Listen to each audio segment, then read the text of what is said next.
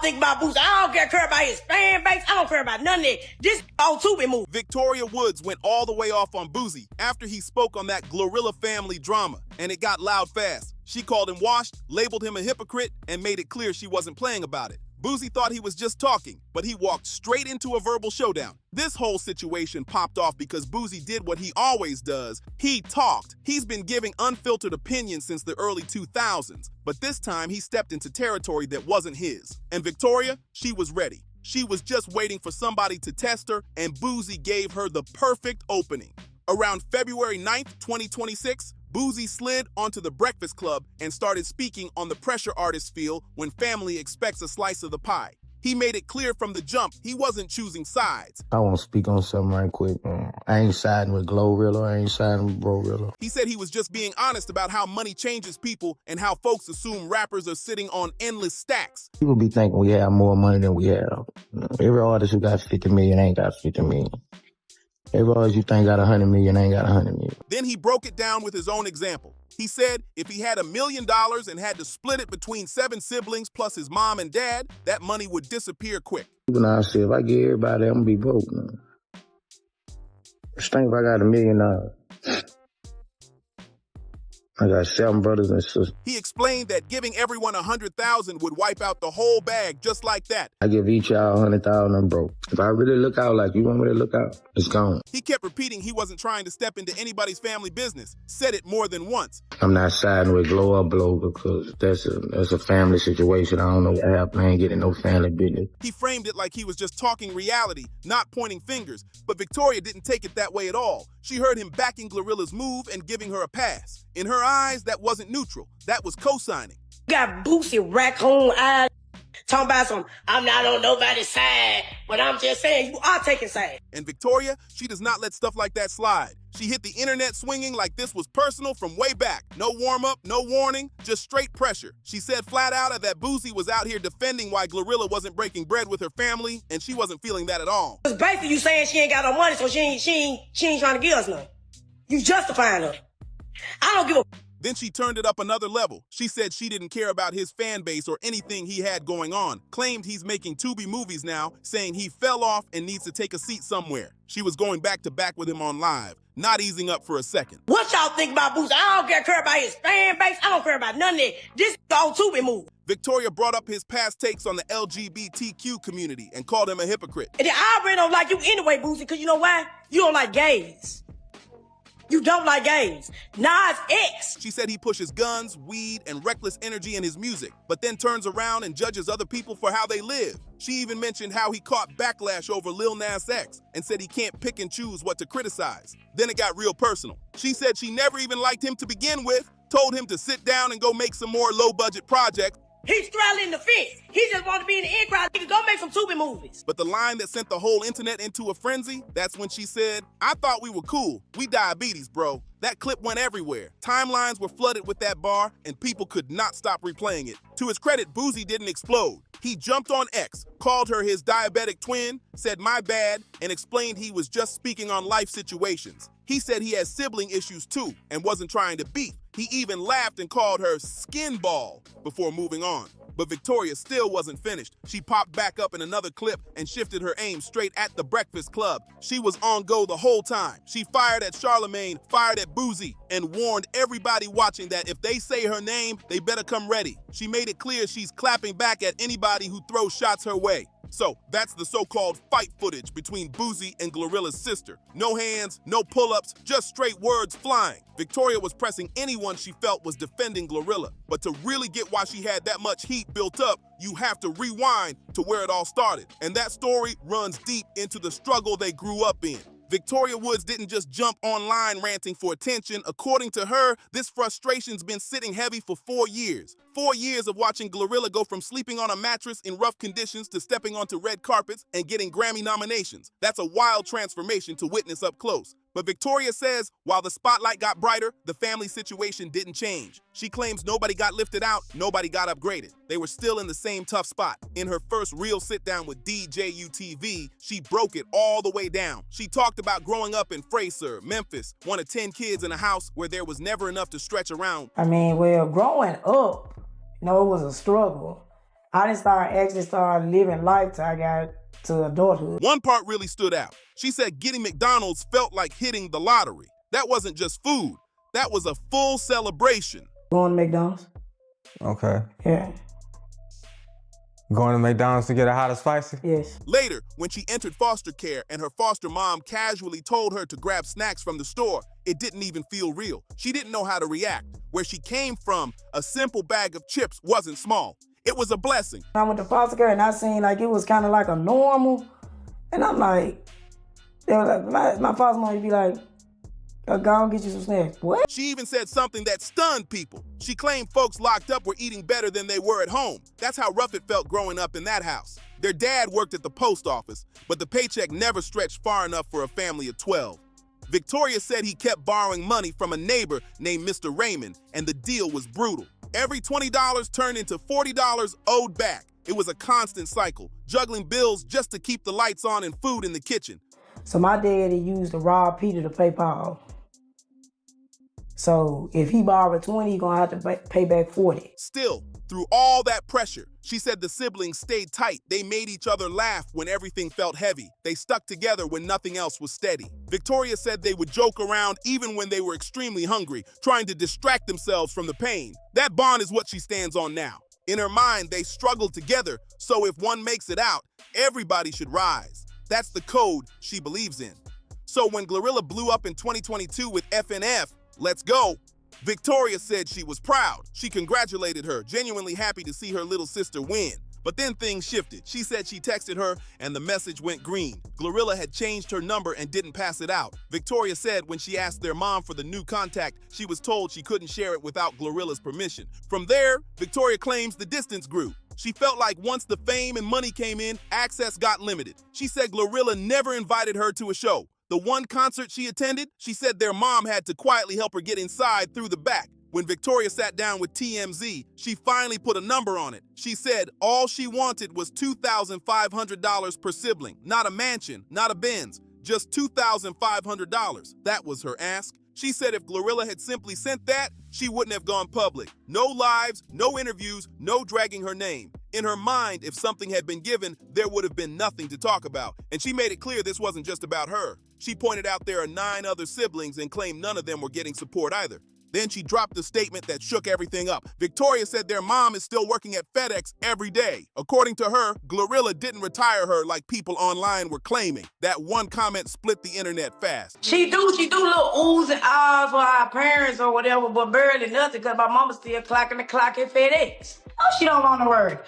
Gloria got y'all believing this fake ass imaginary thing where she retired them. That's when the whole situation leveled up. Social media picked sides overnight, but GloRilla didn't jump online yelling back. She didn't trade insults or go live for live. She moved quiet and calculated. Instead of arguing, she posted receipts. On Instagram, she shared screenshots of text messages from their mom. In those messages, their mom thanked GloRilla for what she'd done, called her a blessing, and acknowledged that she takes care of the family. Those texts clashed directly with Victoria's claims and had people rethinking everything. And it didn't stop there. Other siblings started speaking up too. They came forward backing GloRilla, pushing back hard against Victoria's version of events. What started as one sister venting turned into a full family divide playing out in public. GloRilla's brother and sister jumped on live together and wasted no time shutting down the story Victoria had been pushing. They were heated from the start. They questioned why having a job was being used as an insult. To them, their mom working at FedEx wasn't proof of neglect. It was honest work. They said Victoria tried to spin it like their mom clocking in every day meant GloRilla wasn't helping, and they flat out rejected that. Then they started laying out numbers. According to them, GloRilla gave their mom $500,000. They said she bought her a house, bought their dad a car. They even claimed she randomly sends family members money just to make sure everybody's straight. They painted GloRilla as someone who looks out for her people, especially the ones who stay solid and drama-free. But they didn't stop there. They turned the spotlight right back on Victoria. They accused her of lying and said she has a pattern of burning bridges. They claim she's brought the wrong crowd around before, and that those situations cause serious problems for the family. In their view, she's not being honest about her own role in the fallout. Then an old 2015 incident resurfaced and added even more tension. Court records that circulated online showed Victoria faced a domestic assault charge after an argument at a Memphis hotel involving GloRilla. At the time, GloRilla was 15 and Victoria was 19. Reports stated a weapon was allegedly involved and later recovered by police based on statements given during the investigation. Charges were filed following that situation. That case is what many people online point to when they talk about why the sisters stopped being close. For some, that moment explains the distance. For others, it just added another complicated layer to an already messy family conflict playing out in public. That kind of situation shifts everything in a relationship. Once trust is cracked like that, it's hard to rebuild. When Victoria was asked about the alleged gun incident during her DJU TV interview, she denied it completely. No hesitation, no partial blame. She said it didn't happen like that. But GloRilla's other siblings told a different story. They said that moment is exactly why the family keeps their distance from Victoria. According to them, it changed how everyone moves around her. They also pushed back on her foster care claims. The siblings said Victoria was placed there because of her own behavior, not because the family set her up. Victoria, though, gave a different version. She said her siblings told CPS the abuse allegations weren't true, which led to her being sent back to a home she didn't feel safe in. She said she was outnumbered and nobody defended her, so the case got dropped and she had to return. Then GloRilla's brother spoke up, and his tone surprised people. He admitted he hasn't talked to GloRilla in 4 years either. But unlike Victoria, he didn't go online asking for money. He said he introduced her to music from a genuine place and never expected anything in return. No pressure, no public demands, just love.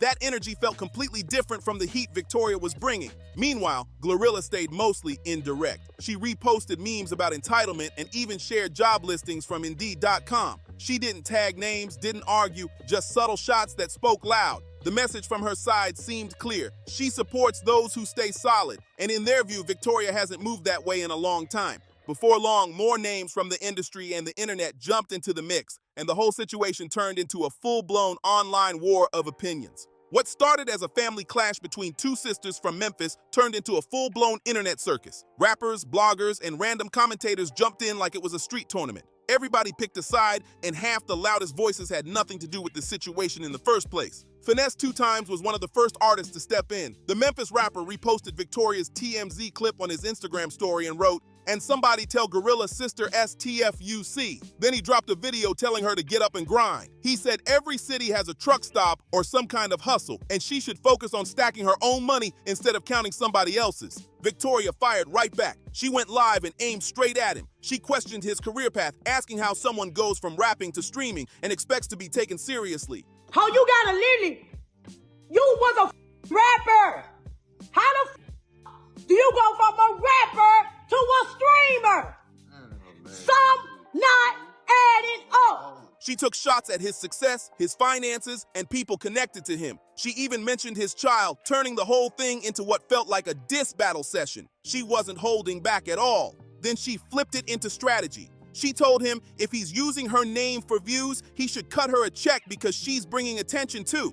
And she was laughing through it, like the chaos didn't bother her one bit. She even said she's getting booked off the buzz, so people should keep talking. But Finesse 2 Times didn't find it funny. He jumped on live again, and this time the tone shifted. What was online chatter started feeling way more intense, and the situation climbed to another level fast. Finesse 2 Times said his issue with Victoria wasn't even about GloRilla. He made it clear his problem was her putting private family business all over the internet. To him, that's a line you just don't cross. He said he can't respect that from anybody, no matter who it is. He also explained he wasn't specifically defending GloRilla. He said he reacted the way he did because he's been through something similar. According to him, people blasted his personal issues online before, and the public tore him down for it. He said that experience changed how he moves and who he trusts, so in his mind, he was speaking from pain, not picking sides. And then other rappers jumped in with their opinions. Freddie Gibbs posted, "Man, I love Memphis," with laughing emojis like the whole thing was reality TV to him. The game sided with Finesse 2 Times, saying nobody owes family money just because they share blood. Social media debates went crazy, with timelines split right down the middle. And then came the twist nobody expected. Tory Lanez sent Victoria the exact $2,500 she had been asking GloRilla for. Victoria posted the Apple Pay receipt and publicly thanked him. That moment had the internet in shock. People pointed out the irony fast. She had spent weeks calling out GloRilla over that amount, and the person who sent it was someone currently incarcerated over a high-profile case involving one of GloRilla's collaborators. The timeline exploded with reactions. As if that wasn't enough, an old video of Victoria resurfaced online showing her involved in a physical altercation tied to what people described as an alleged robbery situation. Critics compared it to past footage she had shared of GloRilla during their own dispute. At that point, the drama wasn't just family business anymore. It was a full internet spectacle with no breaks. Now the spotlight flipped. People started calling Victoria out for hypocrisy. They said she tried to embarrass GloRilla with old fight clips, but now her own past was circling back around too. The internet wasn't giving her a pass this time. Victoria also claimed the pushback from GloRilla's side was getting serious. She said her Facebook page was reported and taken down, wiping out the content she had built and the income tied to it. That hit her hard. She even said people connected to monitoring her GPS ankle device were receiving calls, and she worried about possible legal pressure building behind the scenes. In her mind, this wasn't just online jokes anymore. It felt bigger. So, my phone kept on ringing. So, I'm on like a GPS monitor, right? Nah, I didn't know that. What started as one sister venting turned into a digital war zone. Rappers, bloggers, fans, and trolls all jumped in. The situation stopped being private family tension and became full timeline chaos. At that point, it didn't belong to them anymore. It belonged to the internet. So the real question hanging over everything is simple. Can Victoria and GloRilla ever fix this? After all the lives, interviews, screenshots, diss energy, outside opinions, and that unexpected $2,500 twist, is there even a path back? Victoria was asked that directly during her DJU TV interview. The interviewer wanted to know what it would take for the sisters to stand face to face and embrace again. Victoria couldn't even give a clear answer. She said it feels too far gone. But what do you think what had to happen? And not just on her side, but both sides, because you done some damage back now. You know what I'm saying? What do you think would need to take place for you and your sister to be able to hug again? That's a question I can't even answer. She admitted once she took it to TMZ, there was no undo button, no clean reset. In another interview, she was even more blunt. She said at this point, maybe they shouldn't even call themselves siblings anymore. That's how deep the divide has grown, and right now, it doesn't look like either side is ready to back down. That's a heavy statement to make about your own blood. Victoria basically admitted the bridge isn't just burned, it's gone, and she knows she played a role in lighting that match. That kind of honesty hit different. Still, there was a brief moment where her tough exterior cracked. She said she wished it never had to spill out like this. She said she would have rather sat down face to face. No cameras, no blogs, no comment sections, just a real conversation between sisters. For a second, the anger faded and the hurt showed. When DJU TV asked if she regrets going public, she gave what might have been her most real answer yet. She said it's half regret, half not. That says a lot. Part of her feels the weight of it, and part of her feels justified. The interviewer tried to shift her perspective. He told her to give GloRilla some grace. He pointed out that 4 years feels long when you're in pain. But in the bigger picture, some people take a decade to fully step up for their family. Growth doesn't always move fast. He also reminded her that GloRilla still talks about their struggle in interviews. The past clearly still lives in her story. So the real question becomes this: is the distance about neglect, or is it about protection? But Victoria stood firm on one belief. She said blood is not thicker than water, and she meant every word. To her, sharing a last name doesn't excuse betrayal. She said the same people telling her to let it go aren't telling GloRilla to reach out, and that's the part she refuses to ignore. That question really hits when you sit with it. The internet spent days dragging Victoria for going public, but how many people went into GloRilla's comments telling her to check on her siblings? How many told her to reach back and make that call? The accountability seemed to flow one way, and Victoria definitely noticed that. As of now, there's been no public reconciliation between the sisters. GloRilla has kept her head down, focused on music, shows, and building her brand. Victoria keeps posting and speaking her truth. Boosie apologized and moved on. Finesse 2 times said his piece and stepped away. Tory Lanez is still incarcerated. And the internet? It already jumped to the next trending drama. But for the Woods family, this isn't entertainment. This is real life. These are siblings who once shared air mattresses and treated McDonald's like a holiday celebration. They grew up laughing through hard times together. Now one is a millionaire star, and the others are still trying to find their lane. Whether Victoria handled it the right way or not, the emotion behind it feels real. The struggle they came from was real. The separation is real. And the damage done in public might not be easy to repair. Some wounds don't close quick, especially when the whole world is watching. Victoria said at the end of her DJU TV interview that none of this was planned. There was no strategy, no master scheme. It just unfolded. She said destiny and fate are two different things. And right now, the path this family is on doesn't look like something those kids sharing a floor years ago would have imagined. What do you think? Is there still a chance for these sisters to fix it? Or is it too far gone? Drop your thoughts in the comments. If you want more deep dives like this, make sure you like, subscribe, and share this video with somebody who's been following the drama.